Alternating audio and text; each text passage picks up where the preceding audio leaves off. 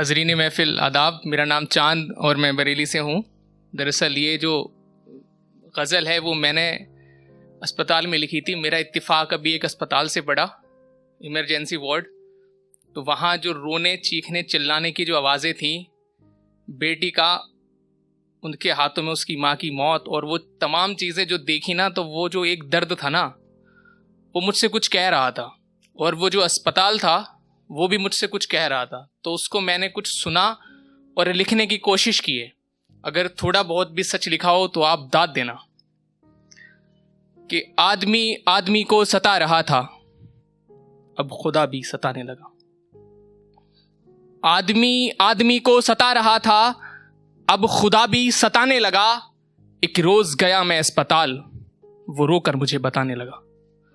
एक रोज गया मैं अस्पताल, वो रोकर मुझे बताने लगा। और जब आपके घर में कोई ऐसा शख्स हो ना जिसकी बीमारी इस कदर हो कि उसका इलाज कराना आपकी हैसियत के बाहर हो, तो आप उसकी मौत का इंतजार करते हैं। तो वो वहां से उठाया है, तो लिखा है वो रोकर मुझे बताने लगा। और बीमार इस कदर थी वो 20 दिन में हो जाएगी जुदा।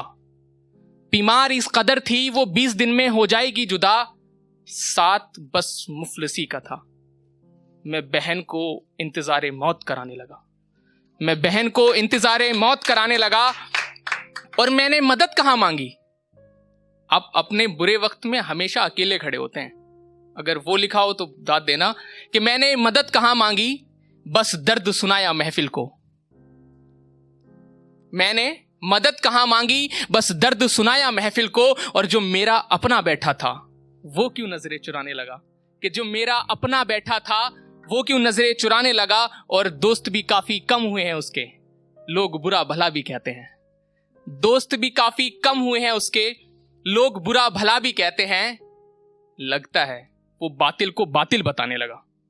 लगता है वो बातिल को बातिल बताने लगा। और सबसे खुशनुमा जिंदगी का दावा कर रहा है वो।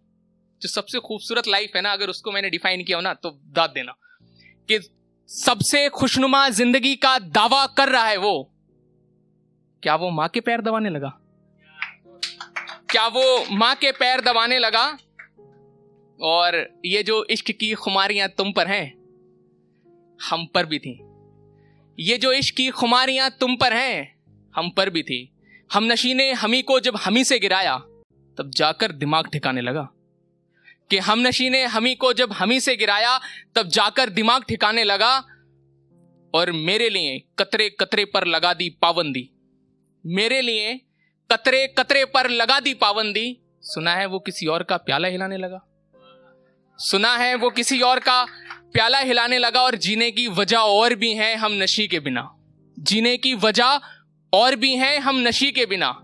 सुन जिंदगी, अब तो मैं रोज जन्नत जाने लगा। और माँ बूढ़ी हो चुकी है, अपने हाथों से खाना खिलाने लगा। कि माँ बूढ़ी हो चुकी है, अपने हाथों से खाना खिलाने लगा। और लानत हो ऐसी जिंदगी और रईसी पर अंजुम। अंजुम मेरी माँ का नाम है। तो उन्हीं को, जैसे माँ बाप का सपना होता है ना बच्चा अमीर बने, तो उन्हीं उसी को मद्देनजर लिखता हुआ है कि लानत हो ऐसी जिंदगी और रईसी पर अंजुम। महज महल बनाने की खातिर वो मजलूमों का भी पेट दबाने लगा। महज महल बनाने की खातिर मजलूमों का भी पेट वो दबाने लगा।